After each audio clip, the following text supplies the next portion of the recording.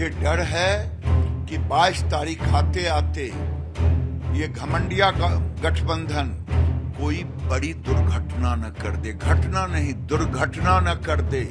राम मंदिर ज्यों-ज्यों नजदीक आ रहा है, खुल करके सारे नेता अब अपने फ्रंट पे आ रहे हैं। केंद्रीय मंत्री गिरिराज सिंह जी हमारे साथ हैं। गिरिराज जी, लगातार हमले हो रहे हैं, आखिरकार इन लोगों की मंशा क्या है? 22 तारीख को ये लोग क्या माहौल बनाना चाहते हैं?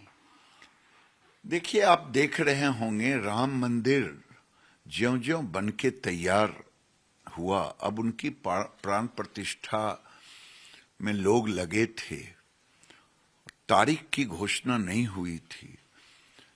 उसी समय से सोची समझी रणनीति के तहत आप याद कीजिए, बॉम्बे में मीटिंग होती है इंडी गठबंधन घमंडिया का, स्टालिन के कुनमा गाली देना शुरू करता है, 1 2 3 4, एक व्यक्ति नहीं, सनातन को अपमानित करवाना।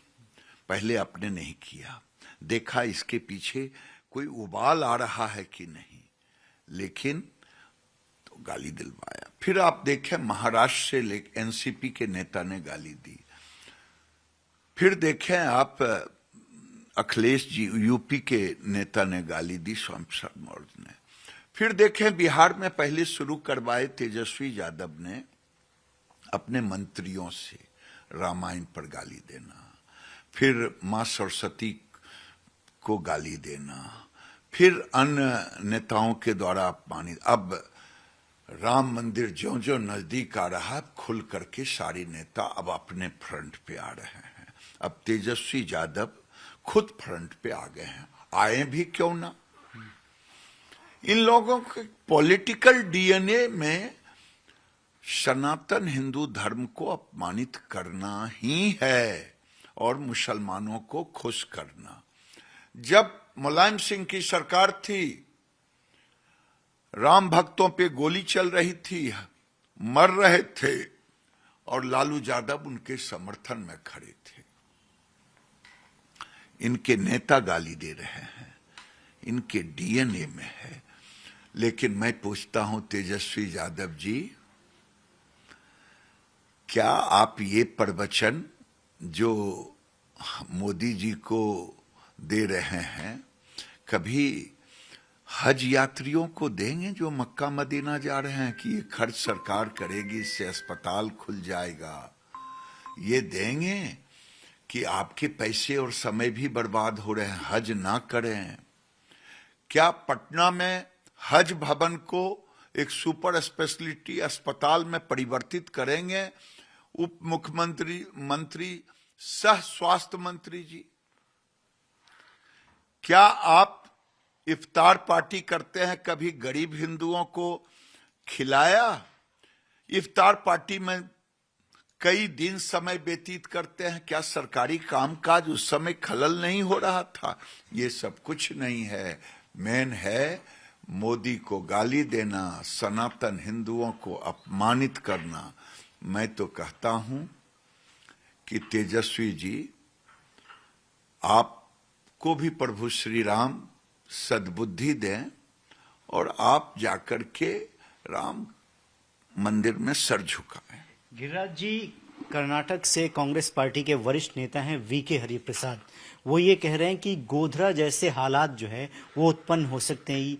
ये क्या इंडिकेट करना चाह रहे हैं?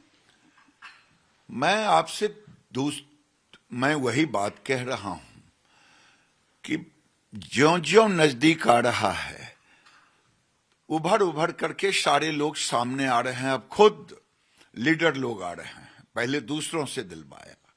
मुझे डर है कि 22 तारीख आते आते ये घमंडिया गठबंधन कोई बड़ी दुर्घटना न कर दे, घटना नहीं दुर्घटना न कर दे। इनके मन में है कि राम लला के प्राण प्रतिष्ठा में व्यवधान पैदा करना, यही इनकी साजिश है। वीके हरिप्रसाद, आपकी सरकार है, आपकी सरकार विफल सरकार है। मुझे अब डर लग रहा है, योजना बन रहा है। गिरिराज जी, यानी आप ये कहना चाह रहे हैं कि जो समूचा विपक्ष है, जैसे जितेंद्र आव्हाड ने ये बयान दे दिया कि भगवान राम मांस खाते थे, इस तरीके के प्रोवोकेटिव बयान देकर एक साजिश की प्लानिंग चल रही है, 22 तारीख को कुछ कराया जाए। 22 तारीख के बीच में कभी भी कुछ करने की साजिश मुझे शंका है, जिस ढंग से अब ये लोग कर रहे हैं। अब जितेंद्र एनसीपी के लीडर को कहेंगे, जब पूरे देश में बवाल होने लगा, उनके नेता ने शरद पवार जी के कहने पर उन्होंने माफी मांग ली। मैं पूछता हूं, अगर कोई शरद पवार जी को गाली दे दे और कहे मैं माफी मांगता हूं, तो शरद पवार जी के दिल में कैसा आएगा? वो तो व्यक्ति हैं, लेकिन प्रभु श्री राम के तो करोड़ों करोड़ भक्त पूरे दुनिया में है। उनकी आस्था पर चोट पहुंचा करके माफी मांगेंगे? माफ कर देगा? इन्होंने डर से माफी मांगा है। शरद पवार जी ने नौजवान सनातनियों के उबाल के कारण डर से माफी मंगवाया है।